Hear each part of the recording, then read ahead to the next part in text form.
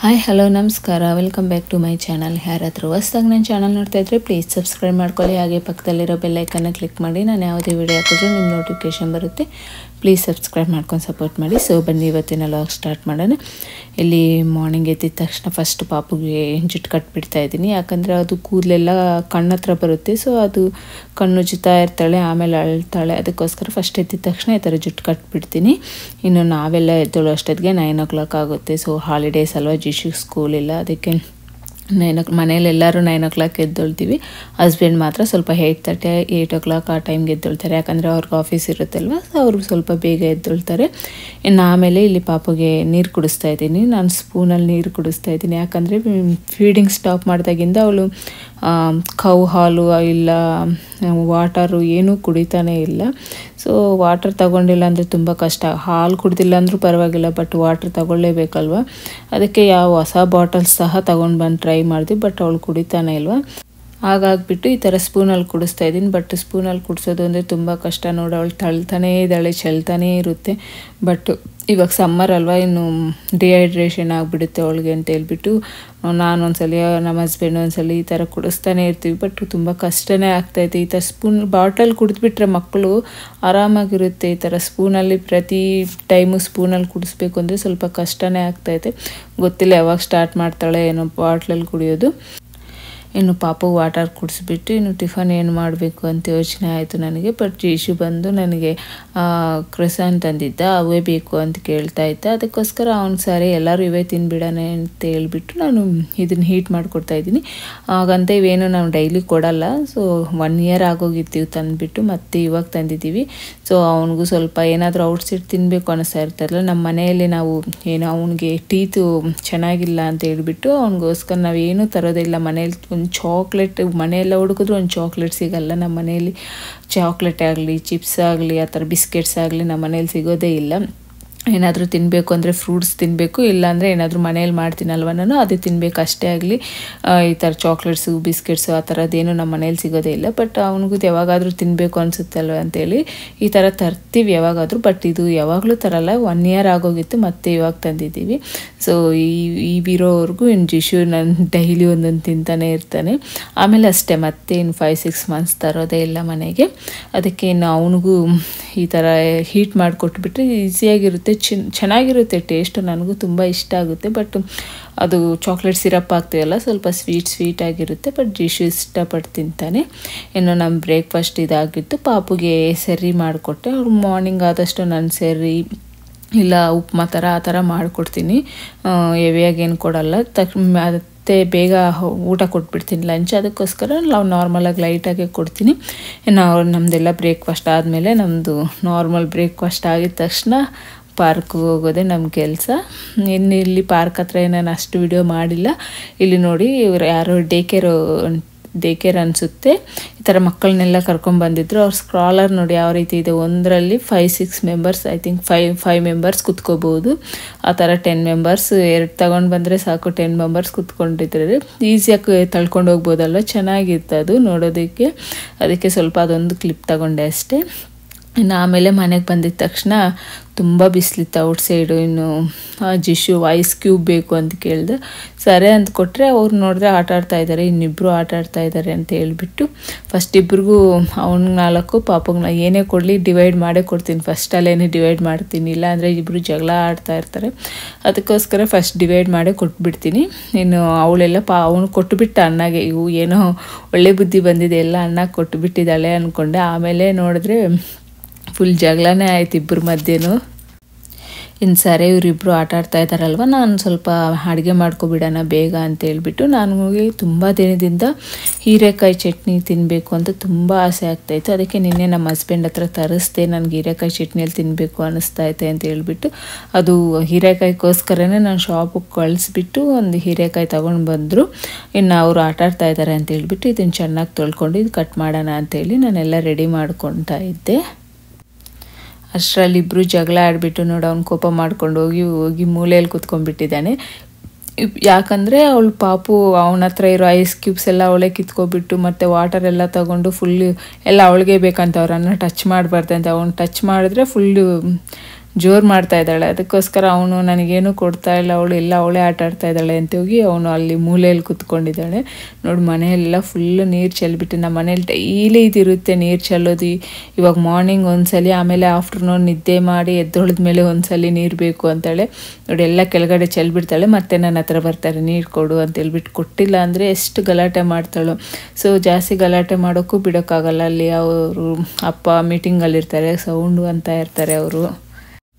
ಅದಕ್ಕೆ ನನಗೆ ಅಡುಗೆ ಆಗಬೇಕು ಅಂದರೆ ಅವಳಿಗೆ ನೀರು ಕೊಟ್ಬಿಟ್ರೆ ಅವಳು ಆರಾಮಾಗಿ ನೀರಲ್ಲಿ ಆಟ ಆಡ್ಕೊಂಡಿರ್ತಾಳೆ, ನಾನು ಅಡುಗೆ ಮಾಡ್ಕೋಬೋದು ಬೇಗ ಅಂತ ಹೇಳ್ಬಿಟ್ಟು ಅವ್ಳಿಗೆ ನೀರು ಕೊಟ್ಬಿಟ್ಟೆ. ಇನ್ನು ಇಲ್ಲಿ ಹೀರೆಕಾಯಿನ ನಾನು ಚಿಪ್ಪೆ ಆಗಲಿ ಇಲ್ಲ ಒಳಗಡೆ ವೈಟ್ ಕಲರ್ ಇರುತ್ತೆ ಅದೇನು ಸೈಡಿಗೆ ತೆಗ್ದಿಲ್ಲ, ಹಾಗೆ ಕಟ್ ಮಾಡ್ಕೊಂಡ್ಬಿಟ್ಟಿದ್ದೀನಿ. ಕ್ಲೀನಾಗಿ ತೊಳ್ಕೊಂಬಿಟ್ಟು ಆಮೇಲೆ 1 ಟೇಬಲ್ ಸ್ಪೂನಷ್ಟು ಎಣ್ಣೆ ಹಾಕ್ಕೊಂಡು ಅದರಲ್ಲಿ ಉದ್ದಿನಬೇಳೆ, ಕಡಲೆಬೇಳೆ, ಮೆಣಸಿನ್ಕಾಯಿ, ಕರಿಬೇವಿನ ಸೊಪ್ಪು ಇಷ್ಟೆಲ್ಲ ಚೆನ್ನಾಗಿ ಹುರ್ಕೋಬೇಕು. ಆಮೇಲೆ ಈ ಸೈಡಿಗೆ ಇಟ್ಕೋಬೇಕು. ಅದೇ ಬಾಣಲಿಯಲ್ಲಿ ನಾವೇನು ಹೀರೆಕಾಯಿ ಕಟ್ ಮಾಡ್ಕೊಂಡಿರ್ತೇವಲ್ಲ ಅದನ್ನು ಹಾಕ್ಕೊಂಡು ಅದು ಫುಲ್ ಸಾಫ್ಟ್ ಆಗೋವರೆಗೂ ಹುರ್ಕೋಬೇಕು. ಫಸ್ಟ್ ಒಂದ್ಸಲಿ ಏನು ಆಗದಿರಂಗೆ ಸ್ವಲ್ಪ ಸಾಫ್ಟ್ ಆಗೋವರೆಗೂ ಹುರ್ಕೊಂಡು ಆಮೇಲೆ ಇದರಲ್ಲಿ ಸ್ವಲ್ಪ ಉಪ್ಪುನು ಹಾಗೆ ಅರಿಶಿನ ಹಾಕ್ಕೊಂಡ್ರೆ ಬೇಗ ಸಾಫ್ಟ್ ಆಗುತ್ತೆ. ಅದು ಅದರಲ್ಲಿರೋ ನೀರೆಲ್ಲ ಆಚೆ ಬರುತ್ತೆ. ಅರಿಶಿನೂ ಉಪ್ಪು ಹಾಕ್ಕೊಂಡ್ಬಿಟ್ರೆ ಅದಕ್ಕೆ ಫಸ್ಟ್ ಆಮೇಲೆ ಇದು ಹಾಕ್ಕೊಂಡು ಇನ್ನು ಹೀರೆಕಾಯಿ ಫುಲ್ ಸಾಫ್ಟ್ ಆಗೋವರೆಗೂ ಈ ರೀತಿ ಹುರ್ಕೋಬೇಕು. ಒಬ್ಬೊಬ್ಬರು ಬರೀ ಹೀರೆಕಾಯಿ ಚಿಪ್ಪೆಯಲ್ಲಿ ಮಾತ್ರ ಚಟ್ನಿ ಮಾಡ್ತಾರೆ. ಸೊ ನನಗೆ ಆ ಥರ ಇಷ್ಟ ಆಗಲ್ಲ, ಅದೇನೋ ಒಂಥರ ಅನ್ನಿಸ್ತಾ ಇರುತ್ತೆ. ಫುಲ್ ಹೀರೆಕಾಯಿ ಎಲ್ಲ ಫುಲ್ಲಾಗಿ ಕಟ್ ಮಾಡಿಬಿಟ್ಟು ಹಾಕಿದ್ರೆ ನನಗೆ ಸ್ವಲ್ಪ ಚೆನ್ನಾಗಿರುತ್ತೆ ಅನಿಸುತ್ತೆ. ಅದಕ್ಕೆ ನಾನು ಫುಲ್ ಹೀರೆಕಾಯಿ ಹಾಕ್ಬಿಡ್ತೀನಿ, ಬರೀ ಚಿಪ್ಪೆಯಲ್ಲಿ ಮಾಡಲ್ಲ. ಆಮೇಲೆ ಅದು ಹೀರೆಕಾಯಿ ಸಾಫ್ಟ್ ಆದಮೇಲೆ ನಾವು ಕೊತ್ತಂಬರಿ ಸೊಪ್ಪು ಹಾಕ್ಕೊಂಡು ಸ್ಟವ್ ಆಫ್ ಮಾಡ್ಕೊಳೋದಲ್ಲಿ ಅಷ್ಟೇ. ಆ ಹೀಟಿಗೆ ಕೊತ್ತಂಬರಿ ಸೊಪ್ಪು ಮೆತ್ತಗಾಗುತ್ತೆ. ಸೊ ಅದೇನು ಉರಿಯೋ ಕೆಲಸ ಇರಲ್ಲ. ನೋಡಿ ಈ ಥರ ಆದಮೇಲೆ ಸ್ಟವ್ ಆಫ್ ಮಾಡ್ಕೊಂಡ್ಬಿಟ್ಟು ಇನ್ನೆಲ್ಲ ತಣ್ಣಗಾದ್ಮೇಲೆ ಮಿಕ್ಸಿ ಜಾರ್ಗೆ ಹಾಕ್ಕೋಬೇಕು. ಫಸ್ಟ್ ಎಲ್ಲದಕ್ಕೂ ಮುಂಚೆ ನಾವೇನು ಹುರ್ಕೊಂಡಿರ್ತೀವಿ ಉದ್ದಿನಬೇಳೆ, ಕಡಲೆಬೇಳೆ ಅದು ಹಾಕ್ಕೊಂಡು ಆಮೇಲೆ ಸ್ವಲ್ಪ ಹುಣಸೆಹಣ್ಣು, ಬೆಳ್ಳುಳ್ಳಿ, ಜೀರಿಗೆ ಇಷ್ಟು ಹಾಕ್ಕೊಂಡು ಫಸ್ಟ್ ಗ್ರೈಂಡರ್ ಮಾಡ್ಕೋಬೇಕು. ಯಾಕಂದರೆ ಅದು ಕಾಳುಗಳೆಲ್ಲ ಬೇಗ ಗ್ರೈಂಡ್ ಆಗಲ್ಲ.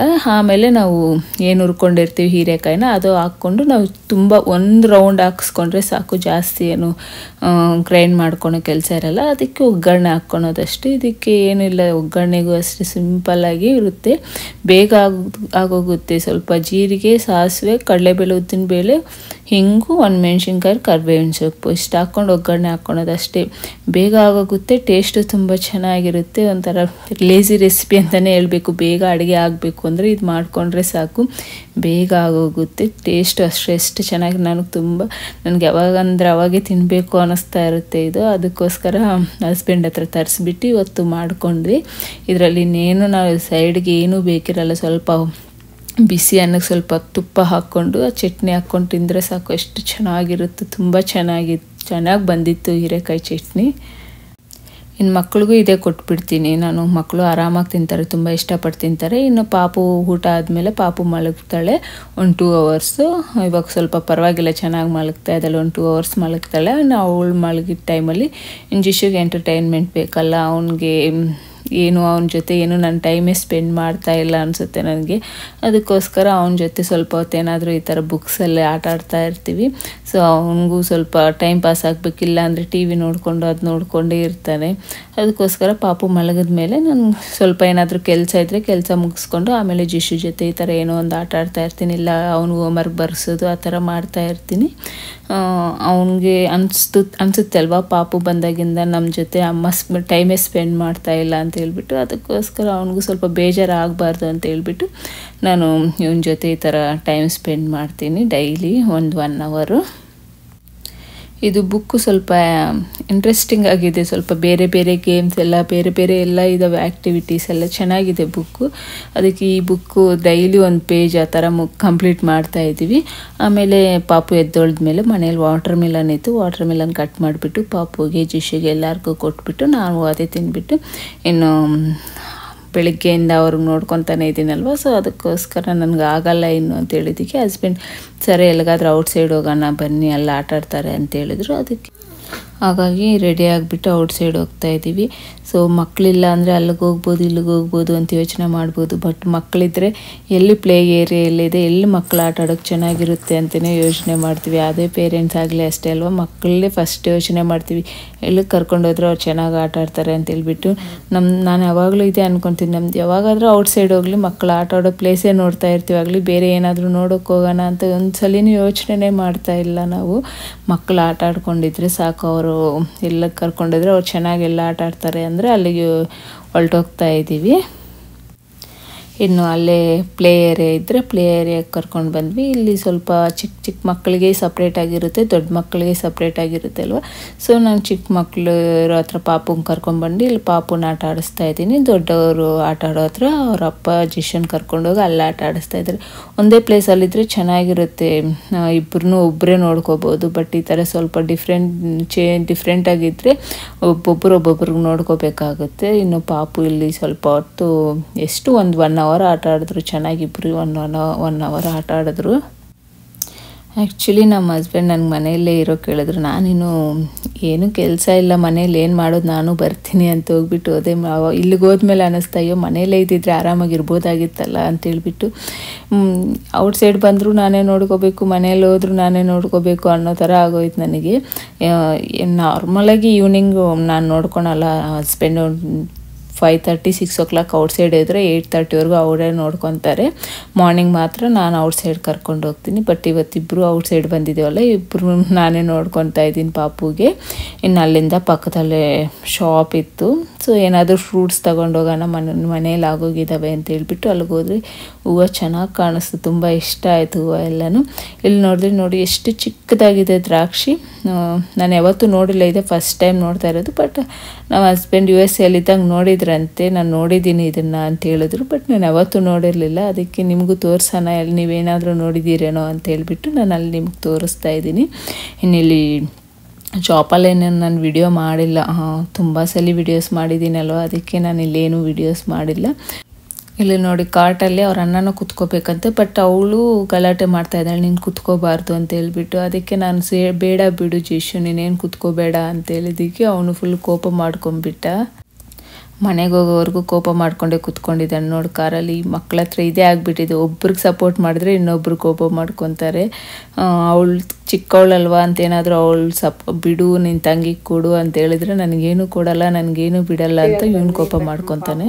ಸ್ವಲ್ಪ ಕ್ರ್ಯಾಂಕಿಯಾಗೇ ಇದ್ಲು, ಚೆನ್ನಾಗಿದ್ಲು. ಮನೆಗೆ ಬಂದಿದ ತಕ್ಷಣ ಸ್ವಲ್ಪ ಕಿರಿಕಿರಿಕ್ ಮಾಡ್ತಾ ಇದ್ದೆ. ಅದಕ್ಕೆ ನಮ್ಮ ಹಸ್ಬೆಂಡು ಇನ್ನು ಸ್ವಲ್ಪ ಹೊತ್ತು ಇಲ್ಲಿ ಪಾರ್ಕಿಗೆ ಕರ್ಕೊಂಡು ಹೋಗ್ತೀನಿ, ಒಂದು 8:30ವರೆಗೂ ಆಟ ಆಡಿದ್ರೆ ಮತ್ತೆ ಬಂದಿದ ತಕ್ಷಣ ಊಟ ಮಾಡಿಬಿಟ್ಟು ಸ್ವಲ್ಪ 10:30 ಆ ಟೈಮ್ ಮಲಗ್ತಾಳೆ ಅಂತ ಹೇಳ್ಬಿಟ್ಟು ಹಸ್ಬೆಂಡ್ ಮತ್ತೆ ಕರ್ಕೊಂಡು ಹೋದರು.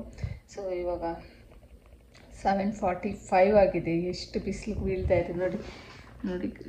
ಸ್ವಲ್ಪ ಮುಂದೆ ಬಂದರೆ ಸಾಕು, ತುಂಬ ಬಿಸಿಲಿಗೆ ಬೀಳ್ತಾ ಇದೆ. ಸೊ ಇಲ್ಲಿ ಕತ್ಲಾಗೋದು, ಫುಲ್ ಡಾರ್ಕ್ ಆಗೋದು ಅಂದರೆ 9:30 ಆಗುತ್ತೆ. 9:30 ಆ ಟೈಮ್ ಆಗುತ್ತೆ, ಫುಲ್ ಡಾರ್ಕ್ ಆಗುತ್ತೆ ಅಷ್ಟೊತ್ತಿಗೆ. ಈಗ ಚೆನ್ನಾಗಿದೆ ಅಂತ ಹೇಳ್ಬಿಟ್ಟು ಹೋದರು. ಏನೋ ನಾನು ಬಂದು ದೋಸೆ ಚಟ್ನಿ ಇದೆ, ಚಟ್ನಿಗೆ ಸ್ವಲ್ಪ ದೋಸೆ ಮಾಡ್ಕೊಬಿಡ್ತೀನಿ. ರಾಗಿ ದೋಸೆ ತುಂಬ ಚೆನ್ನಾಗಿರುತ್ತೆ. ರಾಗಿ ದೋಸೆ ಆ್ಯಕ್ಚುಲಿ ಅದು ರಾಗಿ ದೋಸೆ ಥರನೇ ಅನಿಸಲ್ಲ, ಅಷ್ಟು ಚೆನ್ನಾಗಿರುತ್ತೆ. ಇನ್ನೊಂದ್ಸಲಿ ನೆಕ್ಸ್ಟ್ ಟೈಮ್ ಅದು ಯಾವ ರೀತಿ ಮಾಡೋದು ರಾಗಿ ದೋಸೆ ಅಂತ ನೆಕ್ಸ್ಟ್ ಟೈಮ್ ತೋರಿಸ್ತೀನಿ. ಇವತ್ತು ಮಾಡೋವಾಗ ನಾನು ವಿಡಿಯೋ ಮಾಡ್ಕೊಂಡಿರಲಿಲ್ಲ. ಸೊ ನೆಕ್ಸ್ಟ್ ಟೈಮ್ ರಾಗಿ ದೋಸೆಗೆಲ್ಲ ಪ್ರಿಪೇರ್ ಮಾಡ್ತೀನಲ್ಲ ಅವಾಗ ತೋರಿಸ್ತೀನಿ. ಸೊ ಇವಾಗ ಫರ್ಮೆಂಟೇಷನ್ ಆಗಿರ್ಬೋದು, ಆಗಿರುತ್ತೆ ಅಂದ್ಕೊಂಡಿದ್ದೀನಿ. ರಾಗಿ ದೋಸೆ ಮಾಡ್ತೀನಿ, ಅದೇ ಚಟ್ನಿ ಇದೆ, ಅದೇ ಚಟ್ನಿಗೆ ನಾನು ಮಾರ್ನಿಂಗು ರಾಗಿ ದೋಸೆಗೆ ಹಾಕಿದ್ದೆ ನೋಡಿ. ಇದು ರಾಗಿ ದೋಸೆ ತುಂಬ ಬೇಗ ಫರ್ಮೆಂಟೇಷನ್ ಆಗುತ್ತೆ, 4 ಅವರ್ಸ್ಗೆಲ್ಲ ಫುಲ್ಲು ಫರ್ಮೆಂಟೇಷನ್ ಆಗುತ್ತೆ. ಅದೇ ಸ್ವಲ್ಪ ಅಕ್ಕಿದಾದರೂ ಒಂದು 5-6 ಅವರ್ಸ್ ತಗೊಳುತ್ತೆ ಅಲ್ವಾ. ರಾಗಿ 3 ಅವರ್ಸ್ಗೆಲ್ಲ ಆಗಿಬಿಡುತ್ತೆ, ಬೇಗ ಆಗೋಗುತ್ತೆ. ನಾನು 4 ಅವರ್ಸ್ ಆದಮೇಲೆ ಚೆಕ್ ಮಾಡಿದ್ದು ಎಷ್ಟು ಚೆನ್ನಾಗಿ ಫರ್ಮೆಂಟೇಷನ್ ಆಗಿದೆ. ಇನ್ನೊಂದ್ಸಲಿ ನೆಕ್ಸ್ಟ್ ಟೈಮು ಶೇರ್ ಮಾಡ್ತೀನಿ ನಾನು ಇದು ಯಾವ ರೀತಿ ನೆನೆಸೋದು ಏನು ಅಂತ ಹೇಳ್ಬಿಟ್ಟು. ತುಂಬ ಚೆನ್ನಾಗಿರುತ್ತೆ ದೋಸೆ. ಅದು ಅಲ್ಲದೆ ತುಂಬ ಬೇಗ ಎದ್ದೊಳುತ್ತೆ, ಆರಾಮಾಗಿ ಎದ್ದೊಳುತ್ತೆ, ಕಷ್ಟನೇ ಇರಲ್ಲ ದೋಸೆ ಹೇಳಲ್ಲ ಅನ್ನೋದು, ಕಷ್ಟನೇ ಇರಲ್ಲ. ಫಸ್ಟ್ ದೋಸೆನೂ ನೋಡಿದ್ದು ನಾನು, ಫಸ್ಟ್ ದೋಸೆನ ಆರಾಮಾಗಿ ಕ್ಲೀನಾಗಿ ಎದ್ದೊಳ್ತು, ತುಂಬ ಚೆನ್ನಾಗಾಗುತ್ತೆ ದೋಸೆನೂ ಅಷ್ಟೇ. ಇದು ಬರೀ ರಾಗಿನ ಹಾಕ್ಬಿಟ್ಟು ಮಾಡಿದ್ರೆ ಸ್ವಲ್ಪ ಕಹಿ ಕಹಿ ಥರ ಅನಿಸುತ್ತೆ. ಬಟ್ ಇದು ನಾನು ರಾಗಿನೇ ಹಾಕಿಲ್ಲ, ಬೇರೆದೆಲ್ಲ ಮಿಕ್ಸ್ ಮಾಡಿದ್ದೀನಿ. ಅದಕ್ಕೆ ತುಂಬ ಚೆನ್ನಾಗಿತ್ತು, ಟೇಸ್ಟಿಯಾಗಿತ್ತು ದೋಸೆ ಎಲ್ಲನೂ. ನೋಡಿ ಎಷ್ಟು ಚೆನ್ನಾಗಿ ಎದ್ದೊಳ್ತಾ ಇದೆ. ಫಸ್ಟ್ ದೋಸೆನ ಆರಾಮಾಗಿ ಎದ್ದೊಳ್ತಾ ಇದೆ ನೋಡಿ, ಎಲ್ಲೂ ಕಿತ್ತೋಗೇ ಇಲ್ಲ, ಚೆನ್ನಾಗಿ ಎದ್ದೊಳುತ್ತೆ ದೋಸೆ, ರಾಗಿ ದೋಸೆ.